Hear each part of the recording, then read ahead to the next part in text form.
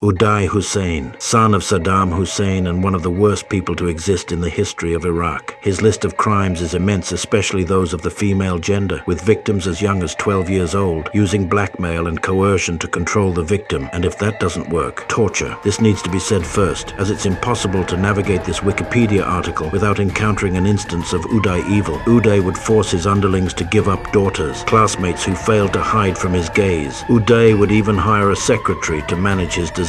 Torture was something he loved too, and was sourced as wanting to listen to the torture he ordered over the phone. One group that uniquely received pain from him was football athletes. Uday was very invested in these football players' abilities. If they did well, they got rewards. If they did badly, they were punished. He wasn't much better at parties. He would force people to dance and sing non-stop. He was forcing them to ingest weird alcoholic mixtures and drug cocktails. If someone fell asleep at the party, he would look at them in a cage with a drunk monkey. As for family, Uday Hussein was jealous of his brothers, but was deeply invested in getting his father's approval, which meant when he was asked to kill his brother-in-law under his Baba orders, he did it. Also kills his father's food taster and valet under the possible orders of his mother, or gunning down his uncle for making fun of his speech impediment. But he loved his father after all. It was Saddam who showed Uday and his brother live executions. It may be interesting to hear how Uday managed to fund his reign of terror. He was able to smuggle goods from Iraq to countries around the Middle East and to the Iraqi black market. He also hoarded aid sent to Iraq and sold it to the populace. The amount of US dollars he had was so massive, his activities manipulated the dollar/dinar exchange rate. Uday had a private mansion with many riches such as luxury cars, a zoo, gold-plated guns, and HIV testing kits. In 1996, Uday survived an assassination attempt that left him riddled with bullets and permanently crippled. Instead of softening his cruelty, the attack exacerbated his violent tendencies as Iraq descended into chaos during the 2003 US invasion. Uday's reign came to an end. Hunted alongside his brother Qusay, he retreated to a villa in Mosul on July 22, 2003. Uday and Qusay were killed in a fierce battle with US forces. After hours of resistance, hundreds of US soldiers and helicopters, missiles were fired at the building, ending the fight. Saddam, upon hearing the news via BBC radio, claimed his sons had died as martyrs. Uday was buried in his hometown of Al-Auja, though his body was allegedly stolen by the Iranian government in 2017. This video was brought to you by my Patreon supporters. If you head over to my Patreon right now, you can participate in the next Patreon sponsored video. Thanks for the money,